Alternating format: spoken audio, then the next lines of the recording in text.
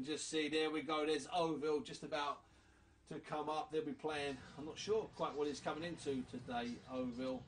The Ovill, I'm not saying Ovill's thinking, you know, this is getting towards the end of a career, because he could always have some sort of golden period, and if he hits anybody on the chin, Duke, anybody, it's lights out. It's lights out. It really is. John Lewis Dickinson just did such a good job last time out against Dawson. He bewildered Dawson. He didn't fall into any traps. Controlled his emotions. You know, I think he's had 7 straight wins. He had those injury losses against Tyrone Wright and Richard Turber, and he's had 7 wins. He's getting better. Yeah. Well, our commentary duo up there in Newcastle will be the former WBO super featherweight champion of the world, Barry Jones, who did such a great job with me last night at the Tyson Fury and Del Boy Chisora head-to-head in central London. And the man next to him, the smooth voice of boxing, it's John Rawlin. Over to you, fellas. Enjoy the fight.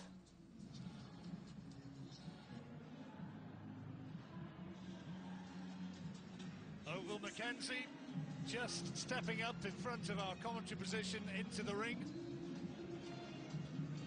The Commonwealth champion, as ever, with a smile on his face as he dances his way into the ring. Really likeable character, Jamaican born, now fighting out of the Peacock Gym in London. 34 years old, and he still has those dreams of getting a world title fight. If he could get his big punches on John Lewis Dickinson tonight, well, you never know. And now, ladies and gentlemen, please welcome John Lewis Dickinson.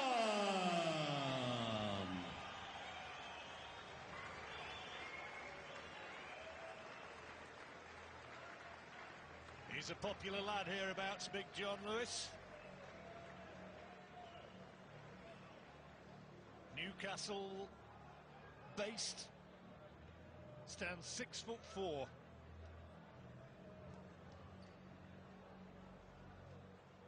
He's won the Lonsdale belt outright, and when he lost a couple of fights 4 years ago to Tyrone Wright, Richard Turber, you wouldn't have thought that he'd be here tonight. Says a lot about him that he came back, won that Lonsdale belt, won the title in a not particularly edifying scrap against Shane McPhilbin, but then 3 defences, most recently stopping Neil Dawson, and now the British and Commonwealth belts are on the line. He boxed really well against Neil Dawson. Dawson, a big puncher like McKenzie, and Dickinson says that performance, well, it tells you how he's going to fight McKenzie. That's going to be his blueprint. What he showed against Dawson, and what he did very well, was he showed discipline for 12 rounds, and that's, you're exactly right, John, that's what he's going to need tonight against McKenzie, who's dangerous for 12 rounds, not just 6.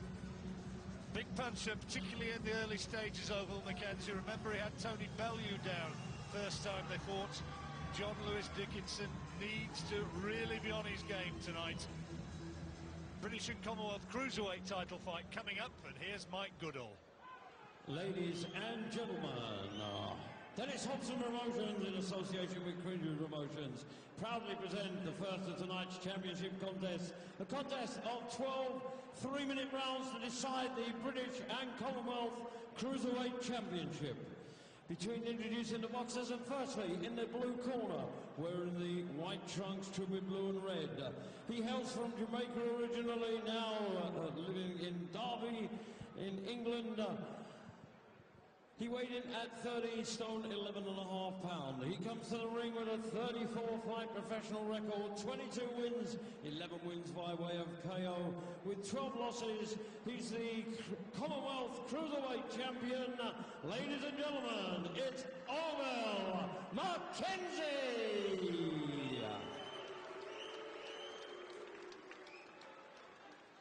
And across the ring in the red corner, wearing the white and black trunks, he's from Burtley in County Durham. He weighed in at 14 stone, 2.5 pounds. Comes to the ring with 17-fight record, 15 wins, 4 wins by way of knockout with just 2 losses. Ladies and gentlemen, he enters the ring tonight as the current British Cruiserweight champion, John Lewis Dickinson. The officials appointed for this contest by the British Boxing Board of Control. The judges scoring the contest, Mr. Phil Edwards, Mr. Steve Gray and Mr. Dave Parris. The timekeeper is Mr. Jim Holborn Jr. and the referee in charge of the action that will now give his instructions to both boxers is Mr. Victor Loughran of Paisley in Scotland.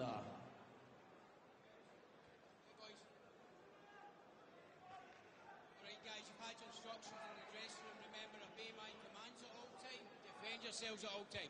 God bless. Touch gloves. 12 3-minute rounds for the British and Commonwealth Cruiserweight Championship.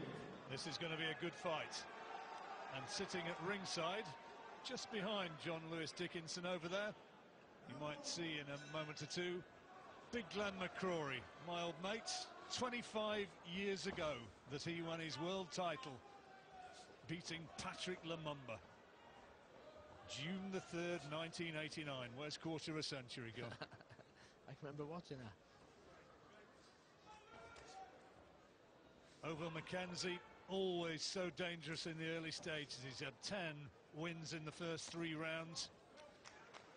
Good little right hand at the body there from McKenzie. Just threw a nice little jab upstairs and then whipped that right hand down low. He has got very long reach, McKenzie. Stands about, what, 6'1" thereabouts, so significantly shorter than Dickinson, but he's got the reach. And that right which went into the body, thrown seemingly from range, and again, that illustrates that very clearly. Won his Commonwealth title, knocking out Tony Conquest in 5 rounds in April, and he started fast here, McKenzie. Yeah, he has there. Just had to take a little right hand himself there off Dickinson. Dickinson keeps his hands up nice and high, nice and tight. But a good positive start, most definitely there from Ovill McKenzie.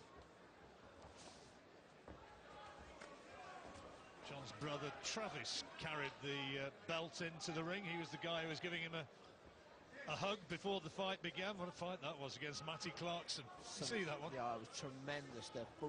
Both guys were tremendous. Obviously Travis getting the win, and deservedly so, but what a great fight. Got off the canvas 4 times before stopping Clarkson in the 6th. They used to have quite a feisty relationship when they were young lads, apparently.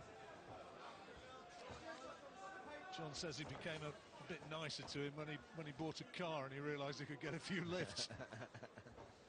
I got a brother just like that. Again with that right hand to the body there from Ovill, but he always throws the jab first before he try and disguise it with the jab. Tentative sort of opening from Dickinson, but this is what Tony Bellew did really in the second time that he fought McKenzie. Just kept the defence tight and just boxed him. Yeah, you know, he's given away the round or almost come up and taken the round. This way I get it right, but you can't give it Ovill any chances, especially in the early rounds when he's sharper. He's at his most sharpest, so you've got to keep very compact, very tight. McKenzie's been an avoided man to some extent over his career. Not a big ticket seller, never has been, but well, you can see the way he's loading up here. One of those lands clean on the whiskers. He's very capable, particularly in the opening rounds, of just putting a man away with one shot. He's one of those horrible danger men, isn't he? You know, you feel you can outbox him maybe at times, but he's a better boxer than you give him credit for. But if he lands as well, it's good night. Mickey Duff used to call him the Who Needs Him Society, didn't he? He used to say he's a fully paid up member of the Who Needs Him Society. Good round though for Ovill. Yeah, good and start. one in the bag. Yeah, good positive start. Came up with intent, didn't he? Threw plenty of punches and landed with plenty of shots. So put it in, mate. Put the bucket here, mate. Just spit it out. No worries. I'm happy with that. We've got champions in now. Yeah. So we're killing these jabs, doing our work. Killing these jabs, doing our work, yeah? Fires and ice to the body. 3 more. And start to no rush. No rush. How long a minute is? Let's suck it up, oh. It's good work. Sit up nice. Plenty of air in. Who've I got? Yeah, I know. You're all right though with that, yeah? Good opening round, wasn't it, for McKenzie? Yeah, again, a good right hand to the body, but he's threw, like I say, he threw the jab first, threw it up, stuck it right in the face of Dickinson, then giving him a free shot to the body, and again landed a nice little combination. But Dickinson kept his shape. Didn't get flustered, didn't try and fire back with McKenzie. That's important. You don't want to fire back with McKenzie. You either fire first or react or try and counter. Never fire with him. He's too dangerous to do that.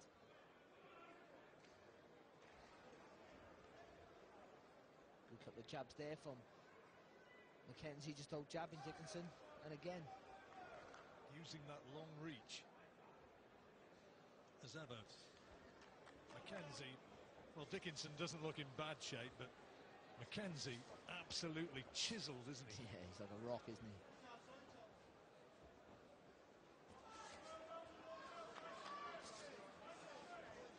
Couple of solid body shots already. Dickinson has felt the physical strength of McKenzie. Right hand going around the back of the head, and Victor Loughran, the Scottish referee, quite rightly, is pulling him up for that.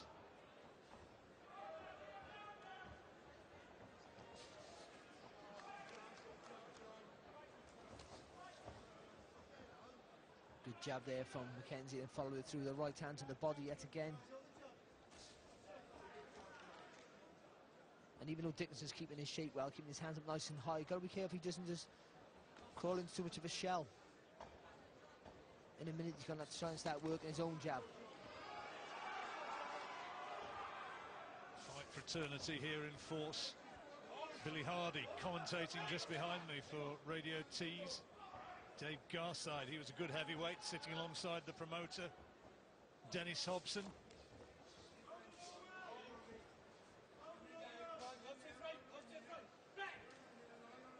Jackie Charlton sometimes shows up at these events. Not seen him yet, but I wouldn't be surprised if he turned up.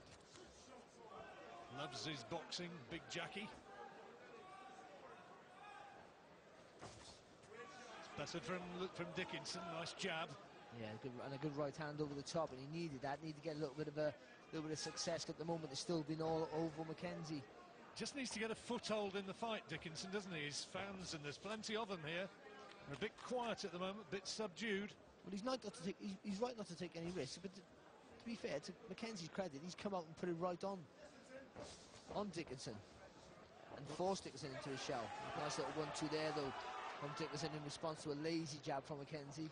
It is a fact which Ovill doesn't like very much, but he's never won a fight which has gone beyond 6 rounds, and I think he's probably just not going as flat out and as gung-ho as he sometimes has in the past. Everything's a lot on the line here tonight, and he doesn't need to be running out of gas.